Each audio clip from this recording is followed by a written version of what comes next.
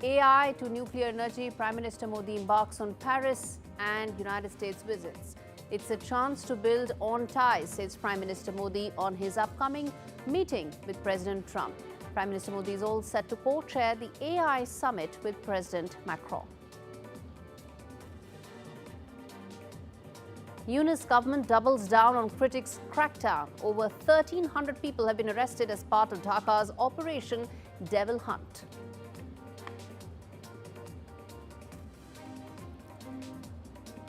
Talks collapse between Imran Khan's PTI and Sharif government. Chapter now closed, says Pakistan's opposition leader Omar Ayub Khan. President Trump signs slew of executive orders. He declares 9th of February as Gulf of America Day after renaming the region. Most importantly, he says that he is committed to American ownership of Gaza, which will lead to its rebuilding. And Aero India 2025 takes off. IAF Army chiefs take historic flight as Asia's biggest air show and defense exhibition gets underway in the garden city of Bengaluru.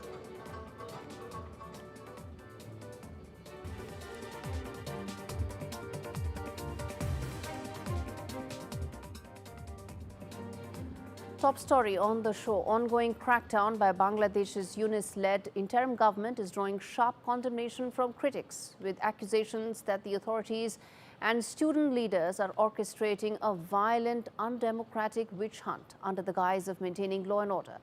The Operation Devil Hunt, launched by Chief Adviser Muhammad Yunus over the weekend, aims to stamp out alleged evil forces that are destabilising the country. The immediate trigger for the operation was an alleged attack on student activists from the anti-discrimination student movement in Ghazipur, where they were reportedly assaulted while trying to prevent looting at an Awami League leader's house. But the government's heavy-handed response, involving widespread arrests and military presence, has only escalated the violence. The attack on activists and the arrest of over 1,000 individuals, mostly from opposition ranks, suggests that this is less about law and order and more about quashing political dissent. As the struggle for power intensifies, it's clear that Dhaka's brutal tactics are under Muhammad Yunus are stirring unrest and not resolving any of that. All right, let's get in Muqtadir Rashid, senior journalist, joining me from Dhaka to talk more about this. Good to have you on the show, Mr. Rashid. Talk to us about the latest that's unfolding in Bangladesh. The fact that 1,300 people have been targeted. Some would say this is a campaign that's coming too late, too little. Tell us how you see the situation on ground. Definitely, it's a panicky situation for the people, because the Awami League is not a banned party at all. Of course, they have full right to hold some kind of procession or like any kind of the campaign the political party can play.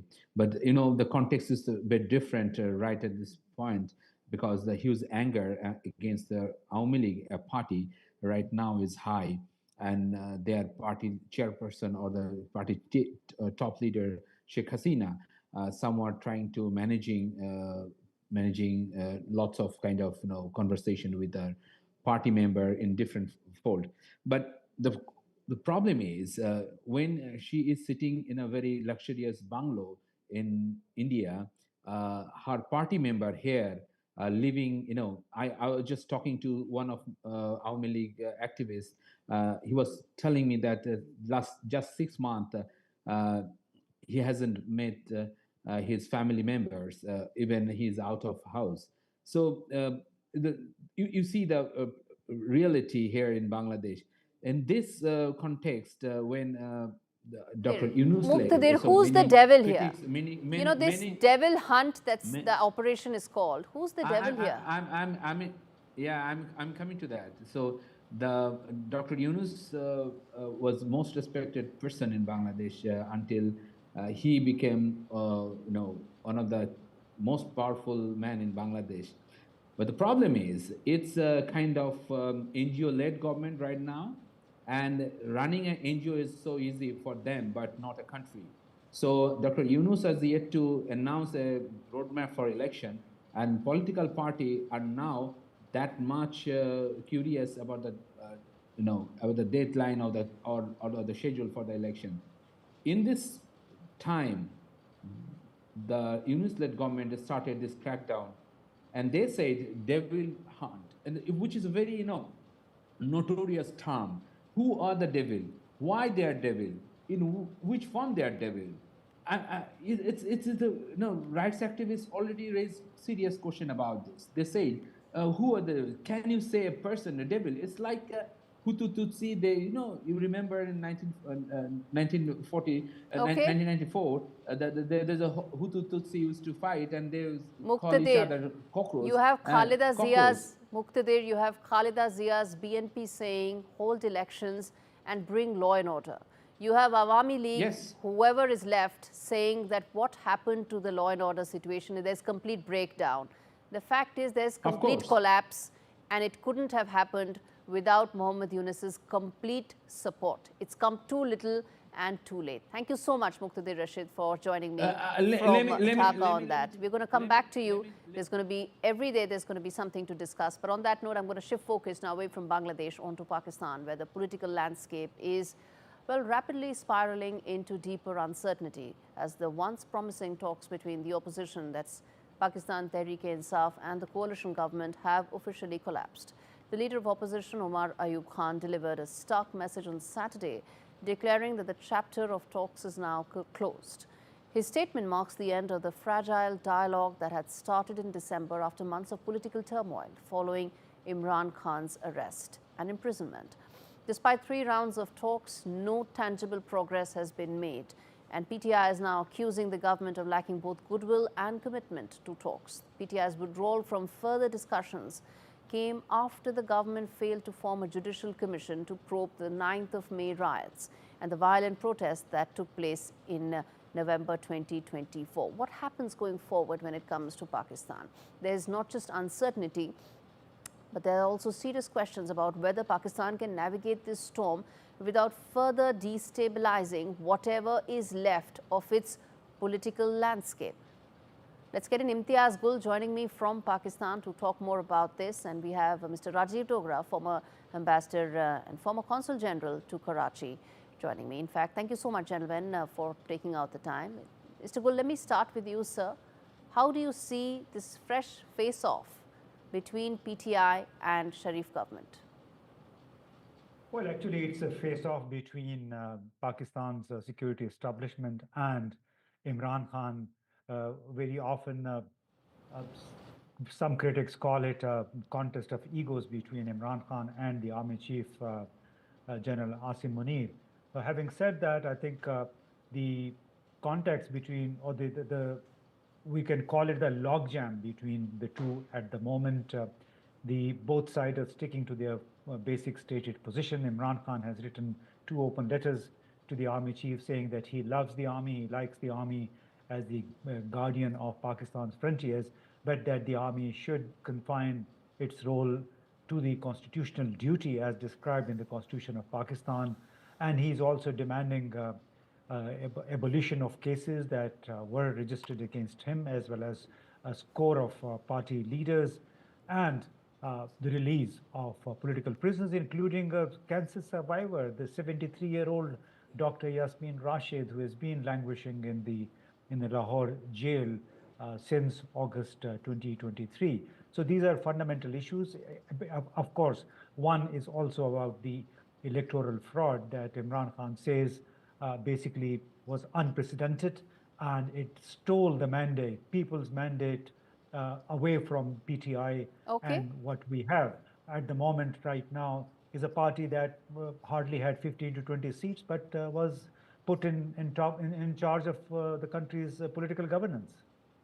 Okay, Rajiv Dogra, before I come to the fact that how's India viewing this, as someone who spent so much time in Pakistan, how do you see this situation? Do you see this increasing in terms of turmoil and uncertainty, given that it's now pretty much come down to street fights deciding who will next govern Pakistan? Well, Mr. Imtiaz Gul would certainly know much better than I do, because He's an experienced journalist. But I do recall that in political circles and journalistic circles in Pakistan, they used to say that March is the Shakespearean Ides of March for Pakistan's politics. So we are approaching March, and if that formula is correct, then I think we'll see more turbulence. But let's come to Imran Khan for a moment, because that is your topic. Uh, I sometimes get the feeling that Imran Khan has still not got over his cricketing days. He thinks that he's still the captain.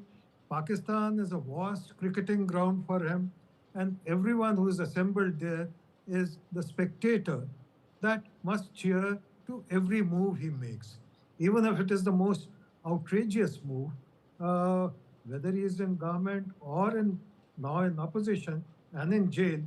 He feels that he is the commander in chief of that cricket field, and no one can contradict him. Unfortunately, there are other politicians who are equally, if not much more experienced, and they feel that now, since they are running the government in Pakistan, they should have their say and full liberty to govern Pakistan as they feel fit. Coming to Imran Khan's current complaint with the army chief that elections were not fair and so on, well, Imran Khan himself is said to have come in with the blessings of the army and their hand on the ballot box. Okay. So you cannot have double standards, but that is what Imran Is Khan that how? is. Okay, hold your There thought is there, one sir. Let me get standard an for Imtiaz him Gul on and that. Hold another your thought there, standard for sir. the rest. On the double Well, standard I part mean, that you said, Mr. Gul, how do you read this? well, I think partially these are the comments which are sort of belittling Imran Khan's honesty. He has been very reckless as a prime minister, but that doesn't take away the honesty and compassion, the national spirit from him.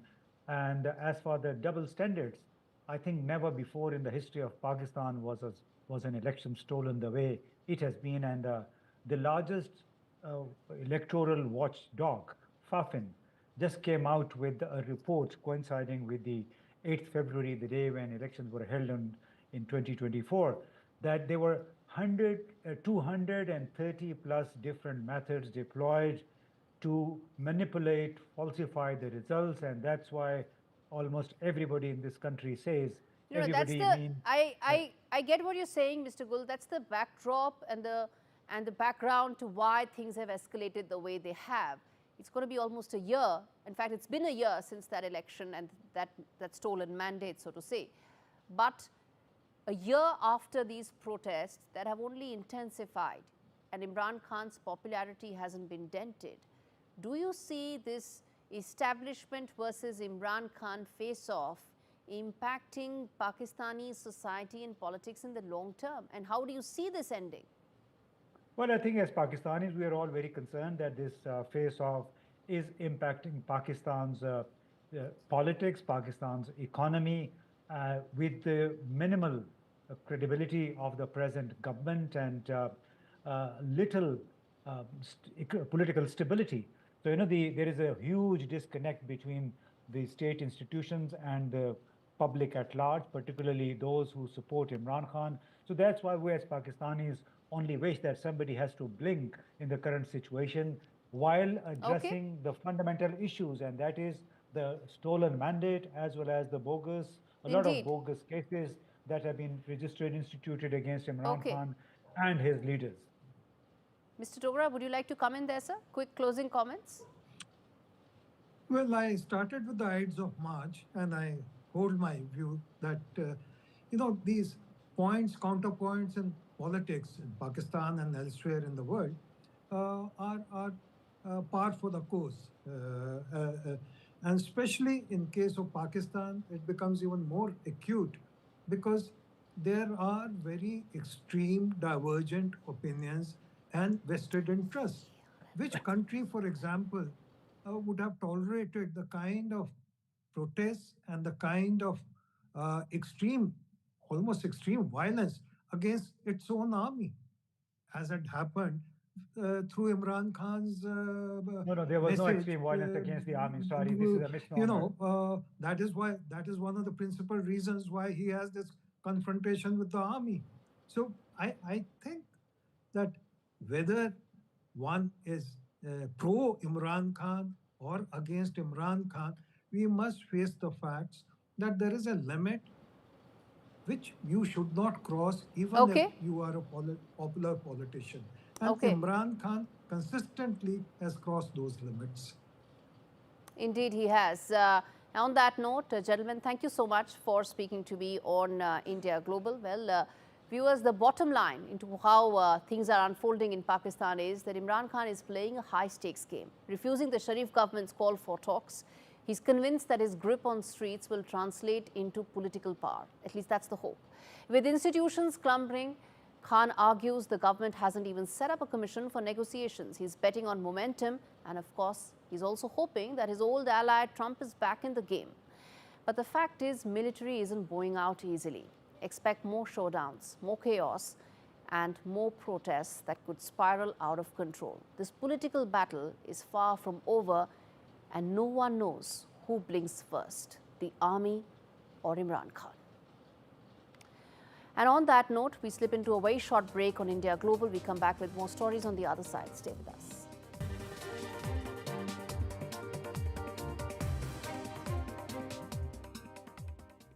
I urgently need to ask for your help on behalf of animals at risk right now. With the pandemic came a surge in pet ownership. And sadly, we're now seeing a serious rise in neglect, cruelty, and abuse. Our services are being stretched to the limit. To make matters worse, our costs are soaring too. But we refuse to let animals suffer. So please, act now to help rescue the growing number of animals who've never needed us more. Please call or text the number on screen now to give £2 a month to the RSPCA. In one of the toughest times we have ever experienced, your gift will make all the difference to animals. You could help provide more life-saving treatment, food, shelter, and the loving care that many have never known. We know there are millions of you who, like us, care deeply and won't stand by while animals are suffering. We have to reach those trapped in a life of abuse and neglect before it's too late. Because for many, the RSPCA is their only hope. But we can only come to the rescue with the support of people like you. So please, will you help us be there no matter what? Call 0800 313 4392 or text RSPCA to 78866 to start your monthly gift today. Thank you. Family life. It's made of ups and downs and those little moments. But should the unthinkable happen to you? Life insurance from Legal & General can help look after monthly bills, the roof over their heads, childcare costs, and most importantly, your family. Because no one protects more families in the UK than us. Premiums start from £5 a month and they never rise. Plus there's a £120 gift card after you apply. Legal & General. Ensure life goes on. This is an important message for people living with diabetes from people living with diabetes. When I was experiencing the symptoms of diabetes, I didn't know what was going on. You go on the internet and it's full of horror stories. I didn't understand about carbs, I didn't understand about blood glucose levels. That's why the support I get as a Diabetes UK member is so important. You can become a Diabetes UK member for just £3 a month. When you do, you'll receive a practical guide specific to your type of diabetes and a copy of Balance magazine 4 times a year. Plus, you'll help support research that could lead to better treatments for all types of diabetes. As members, we're all working it out together. Call 0800 144 5410 or go online to become a Diabetes UK member for just £3 a month. Join us now because membership can help you learn to live better with diabetes. जैसे लोगों से award लेता रहा हूँ, so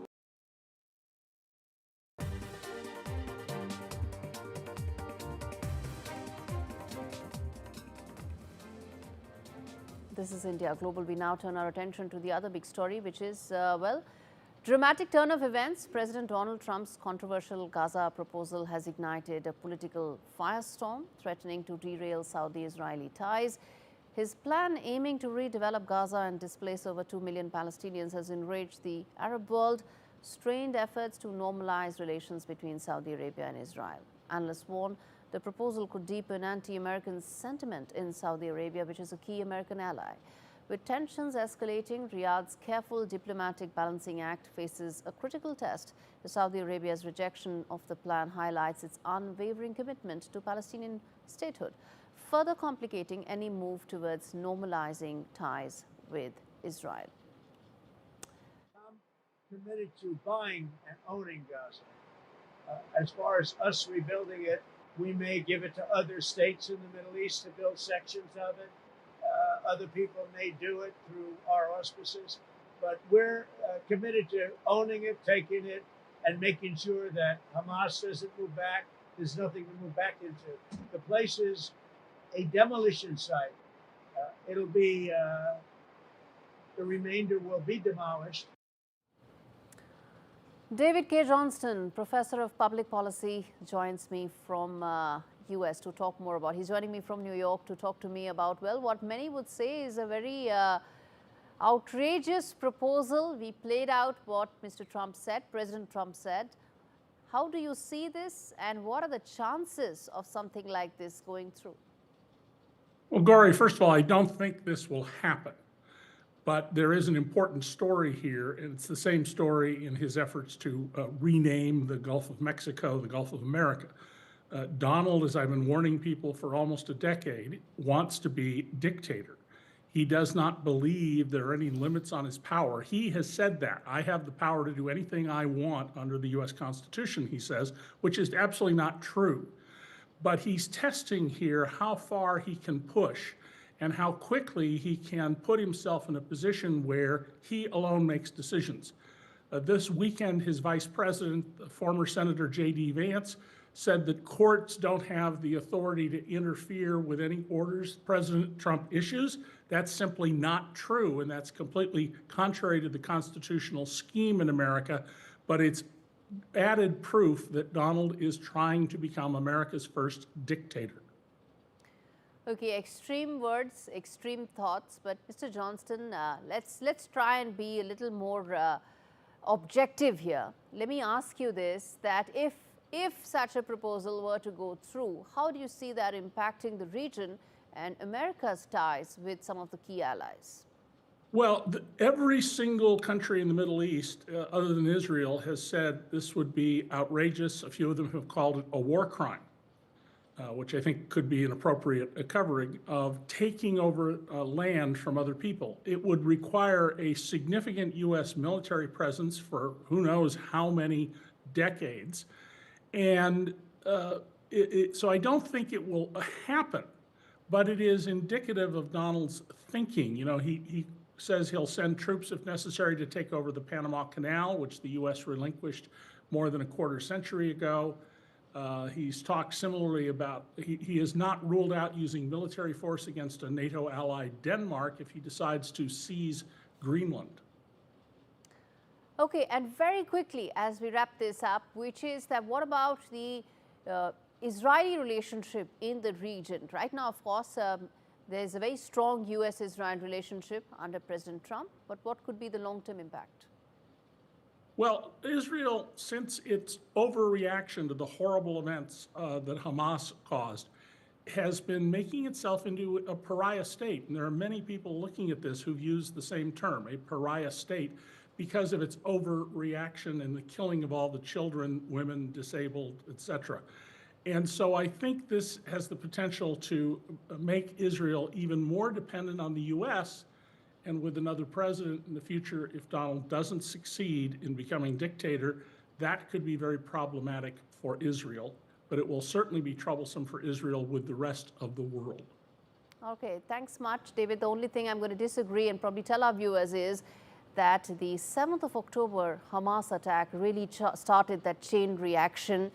And it's very difficult to, in fact, say that women, children died when it came to a reaction, but not when that horrific attack took place on the 7th of October. That was correct. It was that a was horrific inhuman, attack, as I said. horrific, and really has changed the entire Middle East completely. Thank you so much, David Johnston, for taking out the time. And on that note, well, viewers, before we slip into a break, take a look at these breathtaking visuals from the Aero Show happening in Bengaluru.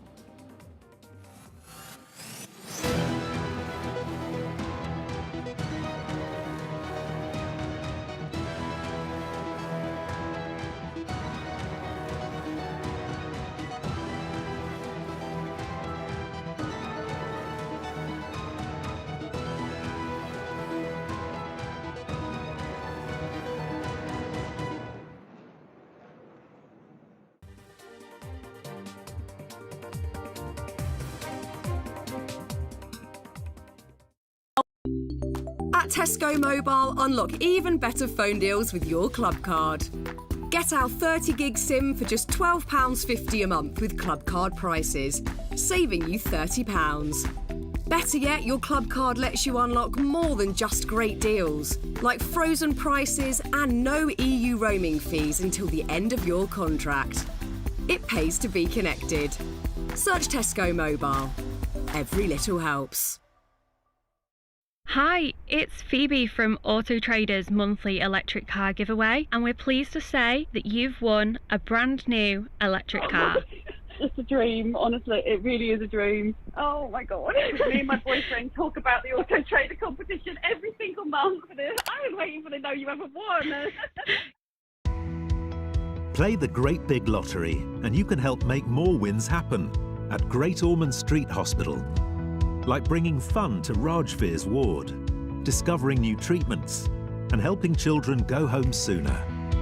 Just call 0800 472 5774 or search Gosh Lottery to start playing for just £1. There's up to £10,000 up for grabs in our annual Super Draw, plus a £1,000 jackpot every week, and many more great cash prizes. So call or go online now for a chance to win big prizes and make more wins happen.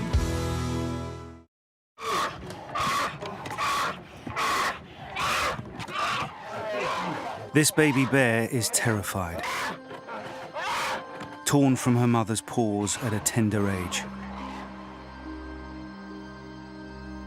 They will force her to live alone in a tiny, filthy cage, like so many bears driven mad by loneliness, rubbing their wounds raw against the bars, suffering cruelly day after day, year after year, just for people's entertainment. Four Paws found little Potap crammed into a tiny, squalid cage. He'd been there for almost 9 years, lonely and isolated.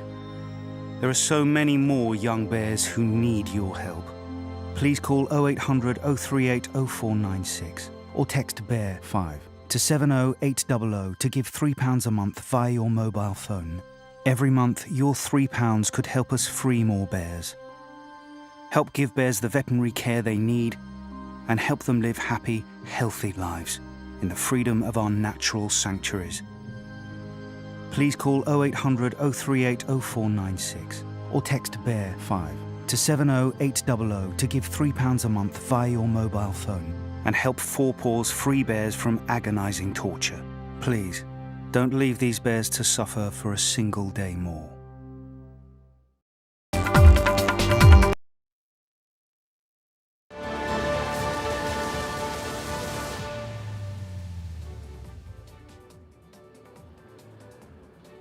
Welcome back. You're watching India Global. Let's quickly now take a look at the big story that's happening right now, which is the Artificial Intelligence Summit that's unfolding at Paris. India is a co-chair at the summit that is expected to decode, decipher, and probably show the way to the world as far as what will be the future of AI, what will be the solutions that AI can offer, what is the roadmap that Global South can follow when it comes to AI. Well, viewers, if you're tuning in right now, Prime Minister Modi is headed to Paris, and followed by that, he will, of course, be going to the United States. At the Paris summit, leaders are set to decide on the AI governance agenda.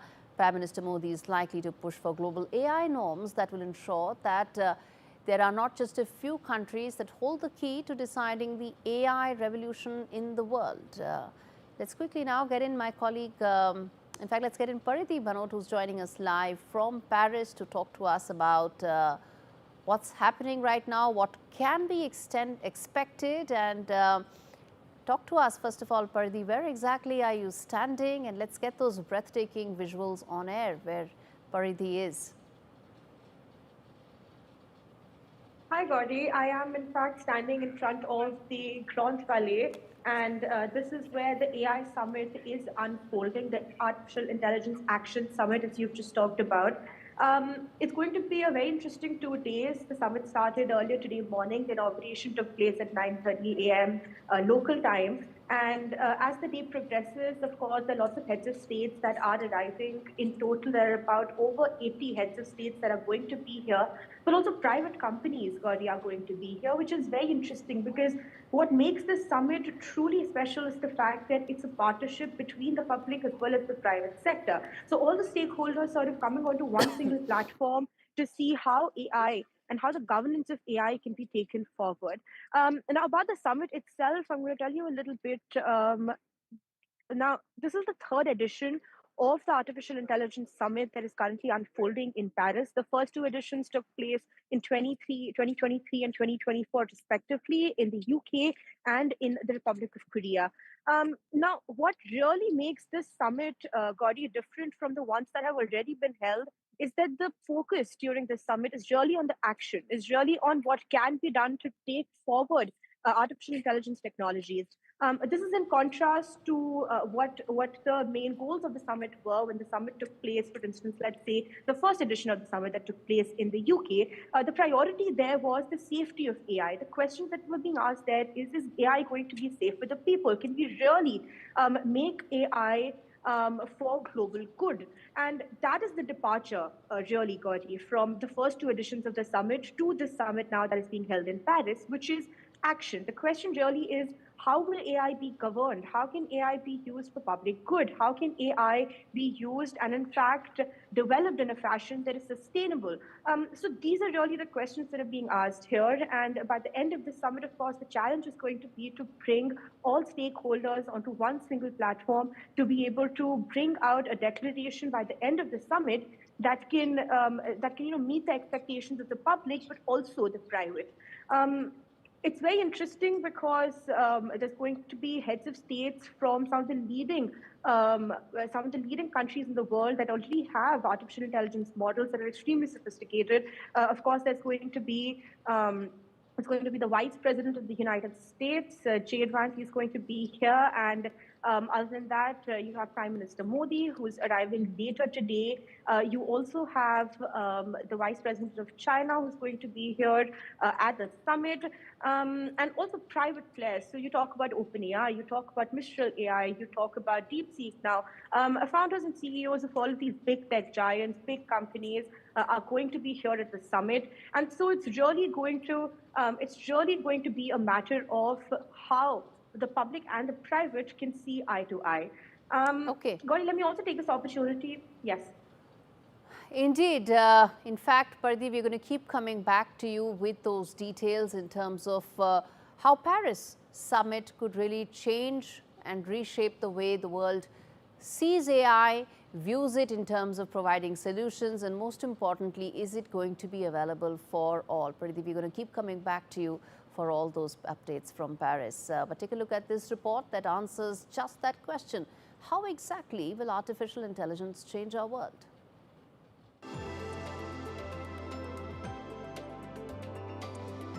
In every corner of the globe, artificial intelligence is no longer just a buzzword. It's becoming the powerhouse driving industries forward, making processes faster, smarter, and more efficient.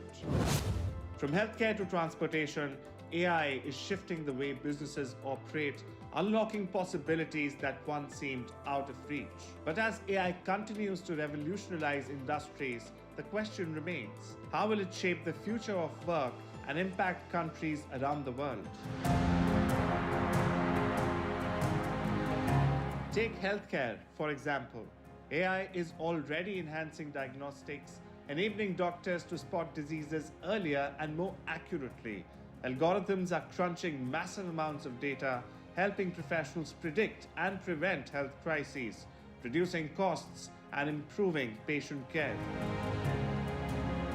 In transportation, autonomous vehicles are pushing boundaries.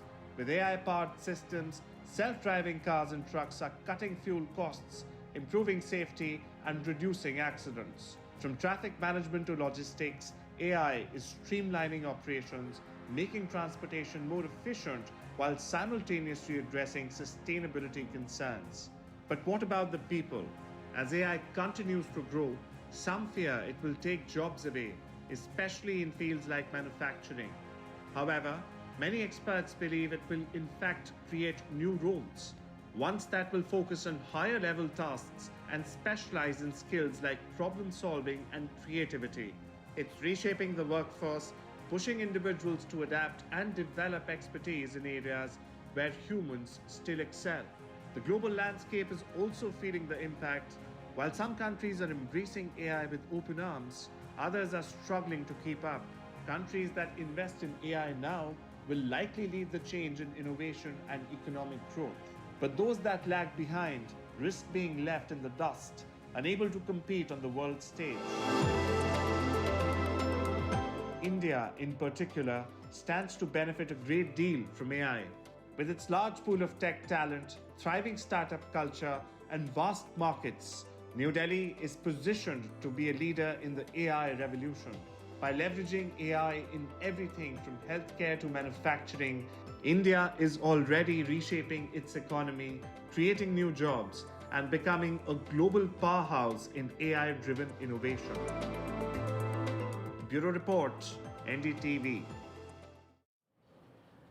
In fact, on that note, let's play out this report that talks about, well, how can India really make the change and transform AI journey for countries around the world.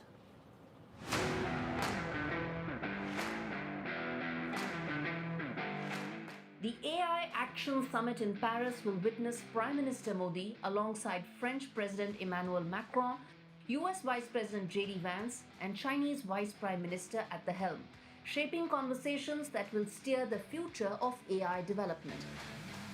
The summit aims to ensure that AI evolves with an ethical, sustainable, and inclusive approach. It's a major AI summit, and India would be the co-chair of this summit along with France. India and France, of course, have a deep strategic partnership, as you're aware, and the significance of this visit is that India would be bringing to the table the concerns from the global south, that we would like the AI tools to be safe, to be trustworthy, to be secure, that there should not be any concentration of these tools in a particular geography or in a particular set of corporate sector. India's participation marks a key turning point in the nation's technological journey as it accelerates towards becoming a leader in the global AI race. With an eye on innovation and progress, India is already adopting AI to better deliver social services, improve public infrastructure, and enhance healthcare services.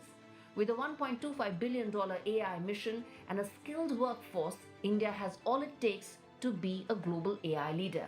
This collaboration could open new doors for Indian economy, pushing it further into the realm of tech-enabled manufacturing and next-gen industries. Unlike China, where the DeepSeek's AI models seem to be linked to the state machinery, or OpenAI's ChatGPT models, where profit is the only guiding force, India can create the right balance. Just like its digital public infrastructure, the UPI and the Bheem app, which have now become the backbone for global digital financing models for the global south, India's AI models can create the ideal balance between the two extremes of US and China, one driven only by profit and other primarily meant for state control. As the world fast forwards to the future, India's private sector is showing immense promise. Bhavish Aggarwal's AI entity Krutrim is in advanced stages of creating a supercomputer that could leapfrog India into the supercomputing league. And unlike the Western AI models, India can lead the global south in creating cost-efficient supercomputing that can be replicated by poorer countries around the world. The AI revolution is underway, and as the world barrels down the digital highway, India is firmly in the driver's seat, ready to lead the way. Bureau Report, NDTV.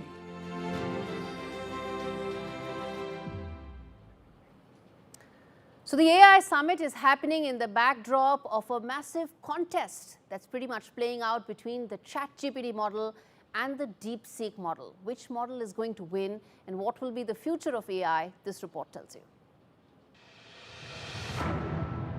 With just 2 months in, 2025 is already proving to be a blockbuster year for artificial intelligence. From China's DeepSeek to US's ChatGPT and the Stargate project, Beijing and Washington are now vying for influence in yet another arena, AI. Shifting from a chip war, it seems, a US-China battle for AI dominance has begun. On day one, President Trump announced the Stargate project, which would invest an unprecedented $500 billion in developing US AI infrastructure. China hit the AI world with a thunderbolt, a low-cost, low-chip and open-source AI model, DeepSeek. The release of DeepSeek AI from a Chinese company should be a wake-up call for our industries that we need to be laser-focused on competing to win, because we have the greatest scientists in the world. Yet President Trump didn't take this sitting down, with federal agencies pushing to ban DeepSeek on government devices, citing security concerns. Beijing hit back, calling the move politicization of trade and tech. 中方一贯反对泛化国家安全概念，将经贸科技问题政治化的做法。同时，中方也将坚定维护中国企业的合法权益。 Chief for NDTV. All right, we slip into a break. Coming up on the other side is an exclusive conversation that NDTV had with the envoy to the AI summit. Stay tuned for that exclusive with Martin Tisney, who is an envoy at the AI summit.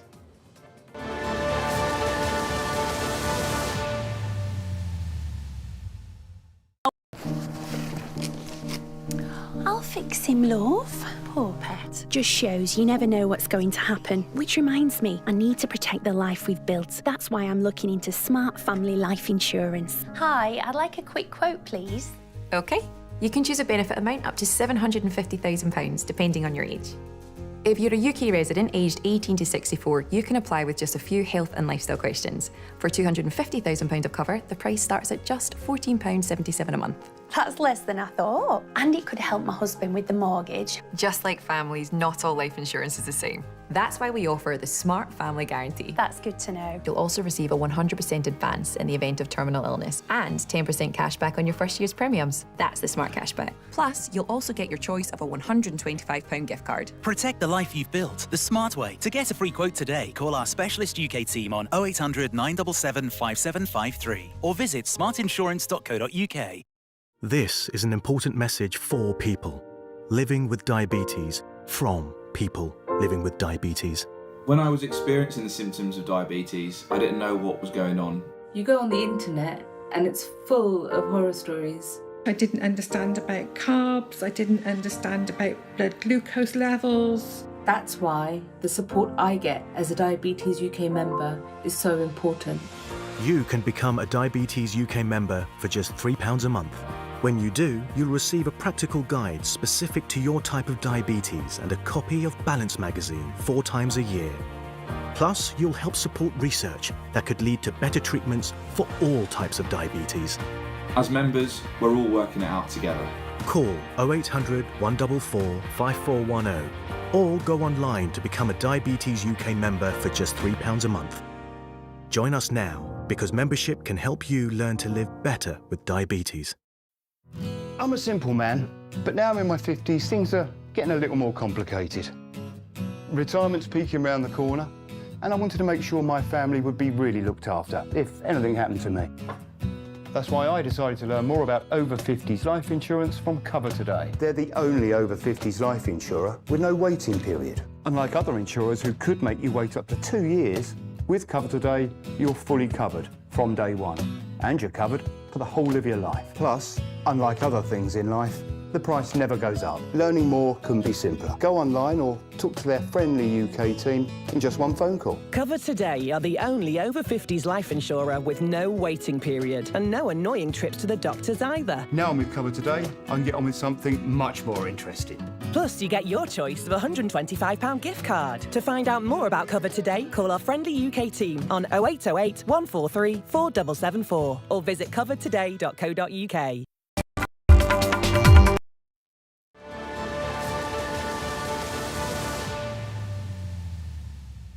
To talk more about the AI summit, to talk more about the role that India could play in this and why India could be central to a global AI revolution, let's now get in Martin Tisney, who's one of the envoys of the AI summit that is set to kickstart in Paris. Mr. Tisney, thanks so much for speaking to NDTV. One of the biggest things that the forum is really trying to do, the summit is really trying to do, is create a global framework for AI to ensure that no country has undue advantage over the others.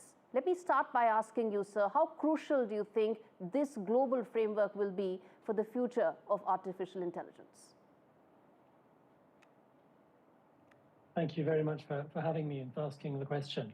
So I think three things. First of all, it's the first time that we have such a diverse set of stakeholders in the room, and that's hugely exciting. So at the table, we not only have governments, we also have corporates in the private sector from around the world, and we also have civil society from around the world. So I think that it's this multi-stakeholder approach which is critical to the success of the summit. The second one is that the summit not only focuses on the potential harms from artificial intelligence, which was the focus of the first summit in the United Kingdom, it also focuses on the opportunities. So it's really looking at the two sides of the coin here. And I firmly believe that in order to unleash the potential of AI, we need to look at both. We need to look at how we unlock opportunities and at the same time, how we minimize harms. And the third piece is that the summit is based on concrete deliverables, actions. It's the AI Action Summit, and we will be announcing those on Tuesday after the closing session. Indeed. Indeed. As far as the co-chair of the AI Summit is concerned, India is set to play a very important role. How do you envisage India's role in terms of ensuring that this framework the AI framework is accessible to all and not just to the rich countries who've made early strides? I think the role that India plays is critical. We very much welcome India's role in the summit and our deep working relationship. And obviously, India plays a key role in the ecosystem, and it's a pleasure to be working with them. Okay. Okay, we'll come to the India role probably as the summit goes along. But then let me ask you, in terms of the trajectory of AI, where do you see it? Do you see it closer to the profit-led, private sector-enabled model that US is championing? Or do you see that the China model, which is state-controlled and government-led, really having a major role in terms of what will be the future of AI? So I think the first thing is the future of AI is open. It's not private or public. I firmly believe that it's both. To do this, we need three things. We need to share data. I think that the bottleneck in artificial intelligence increasingly will become data as much as compute, if not more. And when it comes to sharing, accessing data, the state plays a very important role. So that's the first piece. The second one is, in this point of the future being open, I think the open source AI ecosystem is critical. That is an ecosystem that needs support in order to be resilient. And that is an area where both the public and the private spheres play critical roles. And the third one is the participation of citizens. I think that is really important. I'll give you a concrete example when it comes to AI in healthcare and sharing sensitive health data. We need to be working with patient data organizations, for example. And again, that's at the intersection of the public and the private sphere. So I think that it's a combination of both. In order to bend the arc of AI towards the public interest, we need the private sector and the public sector on board. I think in the same vein, as I was saying earlier, our focus here is both on unlocking opportunities and minimizing harms, and our focus is really deeply on working with the public and the private. Mr. Tisner, you spoke about opportunities at the beginning of this interview. How do we ensure that countries do not miss any opportunities, particularly when it comes to resolving social problems? You know, you're very passionate about cancer, you spoke about that, and also to ensure that there's no fragmentation of public interest AI. Thank you for asking a good question. I think the fragmentation of the field is one of the challenges that we faced when I started this appointment as thematic envoy a year ago. That was one of my key focuses. And the focus there was, how do we reach scale in these areas? And the conclusion is we need to focus on the enabling environment. We need to focus on the ecosystem before looking at particular projects. And that means three things. It means how we share, access, and make available data sets in ways that are both safe and privacy preserving, how we reinforce the open source AI ecosystem, and how we deeply work with affected communities. I think the three pieces there are critical, and that is something for all countries to work together on and embrace. That's the first one. I think the other one is really for us to be outcomes-led and focused on the problem in order to then see how data and AI can potentially work. So to give you an example that I was talking to one of our key experts about earlier this week, if the focus is on understanding the underlying causes and treating long COVID, the question here that we need to address is a combination, very complex combination of environmental data, genetic data, nutrition data, and in looking at that problem, then seeing how artificial intelligence can help. So I think being problem-centered and hypothesis-focused is super important. So global leaders are meeting at Paris to try and find collective solutions that AI can enable for nations. How far away are we from government incubating such solutions that can be scaled across the world? So I think we're close. I see a key role for governments around data. I call that the public interest advantage. You know, money can buy compute, it often can't buy data. And I think we're close. The thing to bear in mind is that a lot of the conversation at a global level to date about artificial intelligence has been around an optimization for artificial general intelligence. So it's been around how it's possible. Many of these firms are focused on how it is possible to achieve a moment when effectively AI can work without human input, right? AI effectively gains a semblance of consciousness. Now, that might be a long time away. What we're focused on at this point, we are focused on the harms and the opportunities, is looking at how, with the tools, the approaches that we have today, we can very concretely help towards solving challenges in health, for example, and in education. And for that, I really don't think we're very far. Okay. You are one of the envoys of this summit. What are your expectations from this summit, and how do you think the outcomes will really reshape the world's global AI journey? Look, I'm excited about us focusing on collaboration in artificial intelligence rather than competition.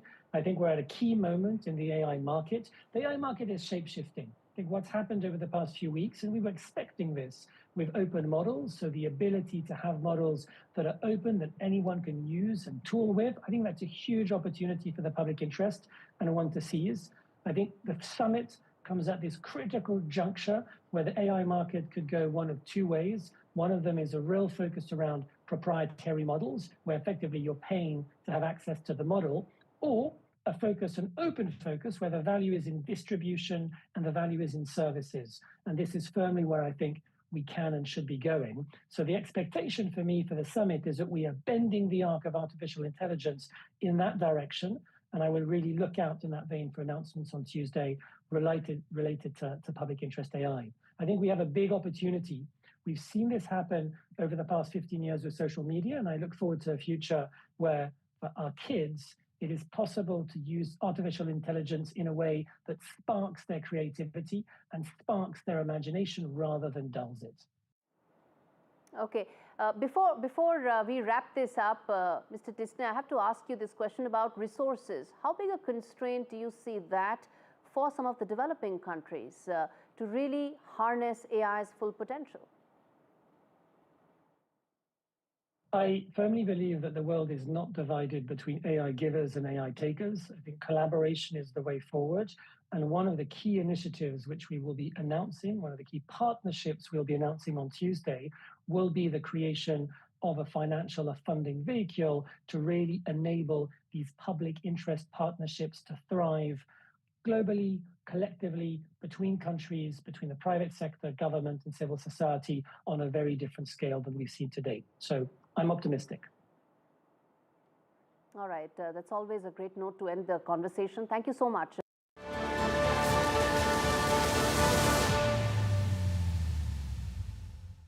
Do you need to borrow money for home improvements, a car, or paying off debts? Then you've come to the right place. Everyday Loans. Just tell us how much you want to borrow, up to £15,000. At Everyday Loans, we offer a service that's friendly and reliable. Apply online or on your phone. So whatever your credit record, apply now at everydayloans.co.uk. We recommend seeking free debt advice if you are taking out a debt consolidation loan. Representative APR 99.9%. Now I'm retired, I can spend more time with my grandson. I'm proud of him and want to help any way I can. Which reminds me.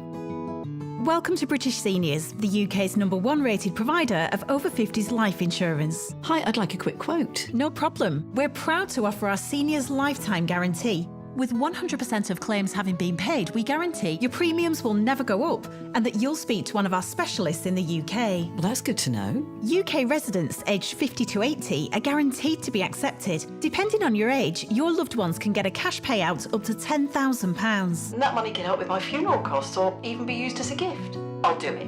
Plus, when you sign up, you'll receive a £135 gift card and free 24/7 GP advice and health services. Thanks, Mum, for everything. Be proud to protect your loved ones with British Seniors. To get a free quote today, call our UK team on 0800 158 552 or visit britishseniors.co.uk. When I woke up, they said, Alyssa, you've got leukemia. We found out that the chemo wasn't working. Cancer is still the biggest killer of children in the UK, but innovative new treatments could help beat cancer for more children like Alyssa. I'm cancer-free now. Text, call or search to give £3 a month and help build a new children's cancer centre at Great Ormond Street Hospital. So together we can save more lives. I'll fix him, love. Poor pet. Just shows you never know what's going to happen. Which reminds me, I need to protect the life we've built. That's why I'm looking into smart family life insurance. Hi, I'd like a quick quote, please. OK. You can choose a benefit amount up to £750,000, depending on your age. If you're a UK resident aged 18 to 64, you can apply with just a few health and lifestyle questions. For £250,000 of cover, the price starts at just £14.77 a month. That's less than I thought. And it could help my husband with the mortgage. Just like families, not all life insurance is the same. That's why we offer the Smart Family Guarantee. That's good to know. You'll also receive a 100% advance in the event of terminal illness and 10% cash back on your first year's premiums. That's the Smart Cashback. Plus, you'll also get your choice of a £125 gift card. Protect the life you've built the smart way. To get a free quote today, call our specialist UK team on 0800 977 5753 or visit smartinsurance.co.uk.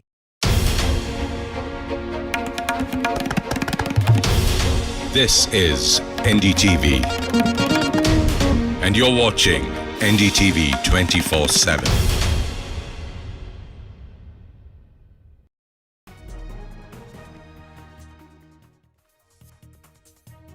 Hello and welcome to the Southern View. I'm Veera Raghav. Lots lined up on the show this evening, but first let's take you through the top headlines that we are tracking this hour. Starting with Jammu and Kashmir, Chief Minister Omar Abdullah meeting Home Minister Amit Shah for talks on restoration of statehood for Jammu and Kashmir. He says the talks were positive. The Tirupati Laddu ghee adulteration face-off continues in Andhra after the CBI action in the case. The Tirumala board blames the earlier YSRCP government and former Chief Minister Jagan Reddy for the adulteration. And the spectacle in the skies over Bengaluru. It's full of spectacles as the 15th edition of Aero India kicks off. The Russian Sukhoi 57 and America's F-35 are the two fifth-generation highlights as the two fifth-gen fighters fly past.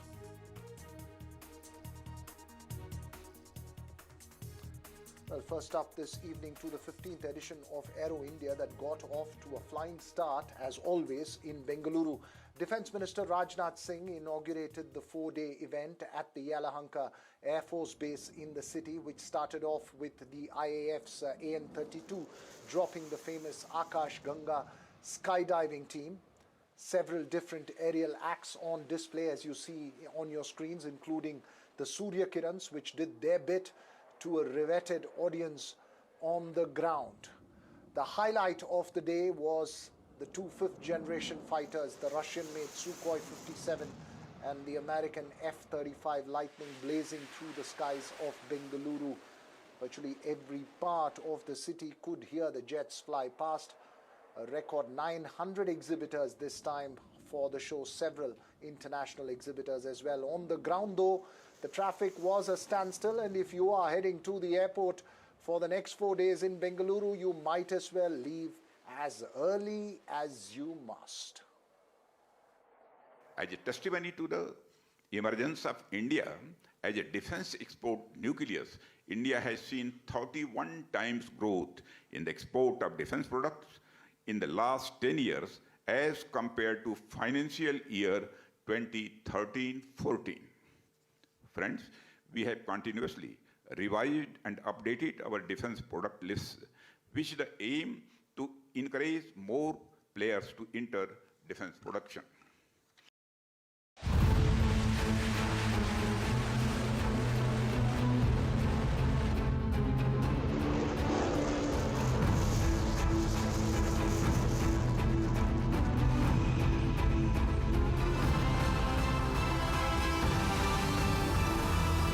The 15th edition of Aero India started here in Bengaluru on Monday. It's a 5-day event. It started with the scintillating performance by aerobatic Surya Kiran team. Union Defence Minister Rajnath Singh was present here along with the CDS and the 3 chiefs of the services. Dignitaries from other countries and army personnel were also here. More than 90 countries are participating in Aero India. This year, what we have been told by the Ministry of Defence, and also 150 stalls out of 900 are from foreign exhibitors.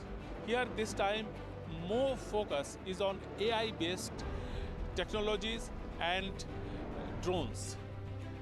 Once camera person Kumar turn his camera on your right-hand side, you can see Su-57, the multi-role 5th generation stealth aircraft of the Russian army. But here crowd has assembled to have a look of this much talked about stealth fighter Su-57.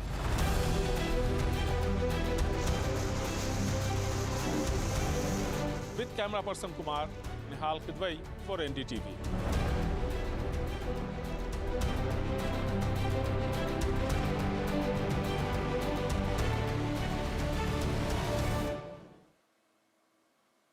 Well, from aviation now to domestic politics and the infighting in the Karnataka Bharatiya Janata Party.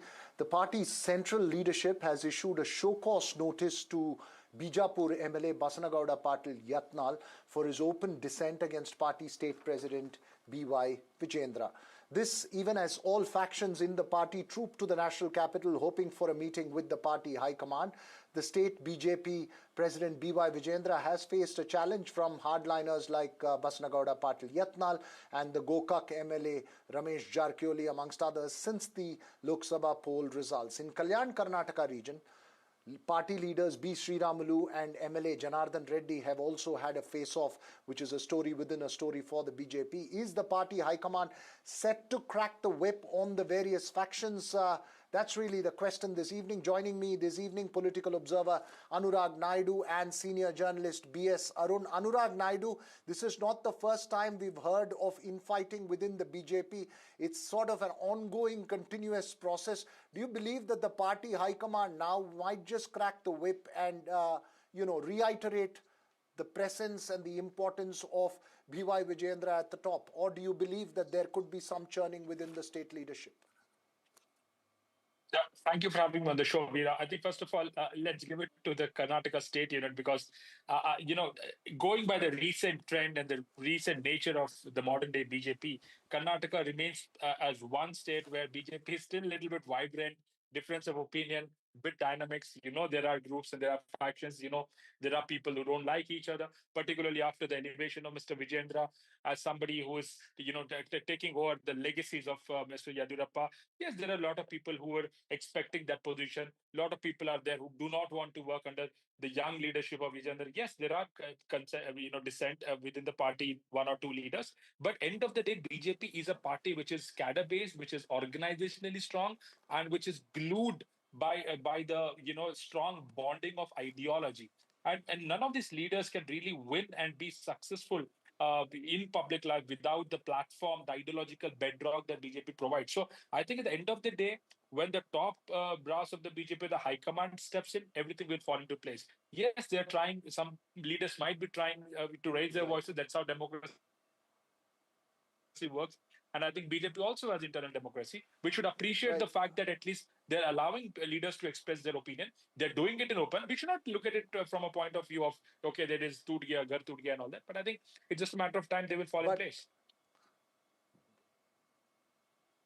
But Anurag, unfortunately, if the same expression of opinion happens in the Congress, every observer turns around and says it's infighting. Well, this does seem to be an embarrassment for the party in many ways that's out there. B.S. Arun, really the question is that while you have Basanagowda Patil Yatnal, while you have Ramesh Jarkioli, while you have the factions which are speaking, there really seems to be no major strong alternative to Vijayendra or that Yediyurappa legacy within the BJP. Is this a reality that the rest of the BJP in Karnataka will have to live with, that there is no other alternative who can hold the party together, and perhaps they are far more powerful than the rest of the factions in the party are? Well, before answering that question, I would like to just go a bit background on this issue. This Basanagowda Patil Yatnal, MLA from Bagalkot, Lingayat to boot, has been doing this anti-party activities or speaking against the chief minister or speaking against the party president for the last 3 years. He has called them by names. He has even said that if you have to become a chief minister in the BJP government, you have to have 25,000 crore ready. These kind of statements were made by Yatnal long ago, but party took no action. Party, in fact, issued notices. He didn't care for that. 3 times, this is the 3rd time. Today, this is the 3rd time that the party has given him the notice, but he has not replied to the earlier notices. Whether he will do so this time, I don't know. So, of course, the party leaders are there in Delhi today, but that is for, the housewarming ceremony of Minister Somana. So coming back to the Karnataka BJP's tussle, the party has been, split open widely because many leaders are fighting themselves or fighting against Vijayendra. You take Dr. Sudhakar, a former health minister, and he has said because one district president was named, he has said that from today there is a war between me and Vijayendra. You take Ballari, there is a war between Sriramulu and his earlier friend of erstwhile friend, Reddy, Janathan Reddy. So like this, there are 3 groups in the, Veera, just give me 1 minute. There are 3 groups in the BJP, state BJP. 1, followers of Vijayendra. 2, Yatnal and his friends. These friends are growing by the day. There are 10 to 12 now. Earlier, only Yatnal was there. And the 3rd one is the neutral group. Quickly, Arun, please. We're completely out of time. It is said Bommai, Ashoka, opposition leader, and others are in this group. So there are 3 groups in the BJP. And now, coming back to your question, Veera, it's very difficult to say whether continuing Vijayendra will do away with all these factional fights. So it's very important for the party to sit together, ensure that the party doesn't have any dissident activity within in the next few days to come, because it's crucial that party will have to nominate either continue Vichendra or It'll be nominate a new interesting person. to Take it watch all out. through I'm sorry to cut you short there, Arun. I've completely run out of time, but you're making an important point. There are different factions, and it will be interesting to watch how this plays out. Obviously, a show cause notice, as you point out, has been issued, but this is not the first time that Yatnal has got a show cause notice. Thanks very much, Anurag Naidu, as well as B.S. Arun, for joining us this evening. Now to a quick check of the possible dissidents in the All India Anna DMK in Tamil Nadu. That's after senior party leader and six-time MLA K.S. Sengottayan boycotted a function to felicitate party chief and former Chief Minister Edappadi Palaniswamy in Erode. Does this reflect friction at the top in the AIADMK? Sengottayan, who belongs to the same region and caste as EPS, was a contender for the party leadership after the demise of J. Jayalalitha. Is this a part hustle at the top in the party in the run-up to the 2026 polls? That's an important question, and Sam Daniel tells us more. Boycott of a function organized by farmers to felicitate AIADMK Chief Edappadi Palaniswamy by senior AIADMK leader Sengottayan is being seen as a clear sign of revolt against EPS's leadership